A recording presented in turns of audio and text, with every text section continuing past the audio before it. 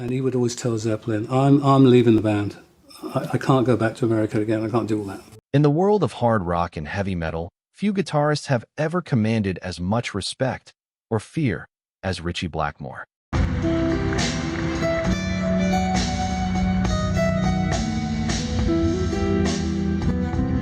As the genius behind Deep Purple and Rainbow, Blackmore wasn't just a pioneer of heavy riffs and classical influences.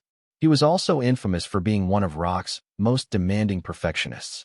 His fiery temper and impossibly high standards meant that many fellow guitarists found themselves in his crosshairs. To him, true rock required discipline, originality, and emotional power. Today on StarLoop News, we dive into the 7 guitarists who reportedly made Ritchie Blackmore's blood boil. First up is Steve Vai.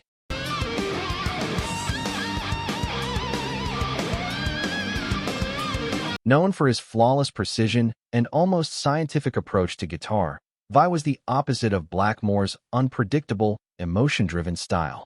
Blackmore once compared Vai's playing to a computer program, criticizing him for sacrificing soul and danger in favor of sterile perfection.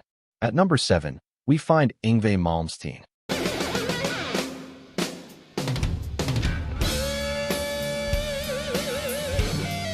Ironically, Malmsteen and Blackmore shared the same love for classical music and rock.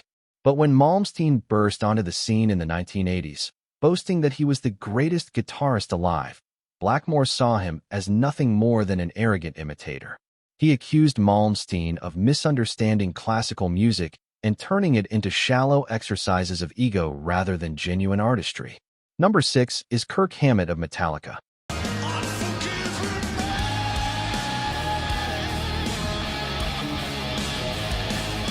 For Blackmore, thrash metal represented the collapse of everything he had built with Deep Purple.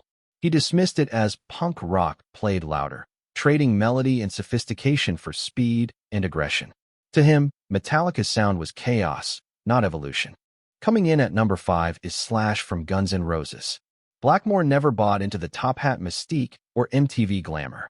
While Slash became a global icon, Blackmore reportedly wrote him off as all image, little substance, more fashion than innovation. At number 4, the rivalry heats up with Eddie Van Halen. Blackmore was unimpressed by Van Halen's legendary tapping technique, which he considered musical gymnastics. While Eddie revolutionized guitar for a generation, Blackmore dismissed it as circus tricks, prioritizing flash over true composition and emotional depth. Number 3 brings us to Jeff Beck. Their rivalry stretched back decades, rooted in competition and clashing philosophies. Beck embraced experimentation and technical brilliance, but Blackmore accused him of confusing complexity with artistry. For Blackmore, Beck's style was impressive, but it lacked the raw emotional connection that defined true guitar greatness. At number 2, the Clash of Titans, Jimmy Page of Led Zeppelin. Blackmore felt Page had stolen credit for innovations pioneered by others, including Deep Purple. To him, Zeppelin's heavy blues riffs dressed in mysticism were nothing compared to the classical sophistication he himself brought to rock.